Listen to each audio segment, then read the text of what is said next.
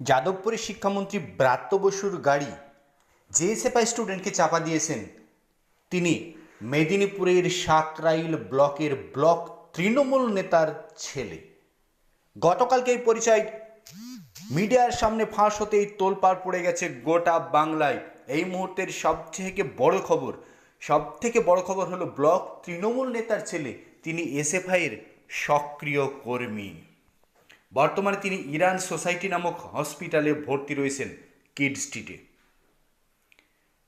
অভিনব বসু সাকরাইল ব্লকের তৃণমূল সভাপতির তার ছেলে অমৃত বসু সক্রিয় এসএফআই সদস্য। ব্রাত্য বসুর গাড়ি যার উপর দিয়ে গিয়েছে, এদিন সন্ধেই তাকে ফোন করা হলে অমৃত বসু স্বীকার করতে চাননি যে তার ছেলে এসএফআই করেন বা চোটাঘাত পেয়েছেন। তিনি বলেন, আমার ছেলে যাদবপুর বিশ্ববিদ্যালয়ে পড়ে, এখন হোস্টেলে পড়াশোনা করছে। স্থানীয় তৃণমূল বিধায়ক প্রিয়া পাল আবার বলেন, তিনি অমৃত বসুর পরিবার বা যাদবপুরের ঘটনা নিয়ে নাকি কিছুই জানেন না। ভাবুন, অমৃত বসু তৃণমূলের ব্লক সভাপতি, তার ছেলে এসএফআইয়ের সদস্য যাদবপুরে, যিনি শিক্ষামন্ত্রী ব্রাত্য বসুর গাড়ির তলায় চাপা পড়েছেন। ঠিক কোন জায়গায় বাংলার রাজনীতি?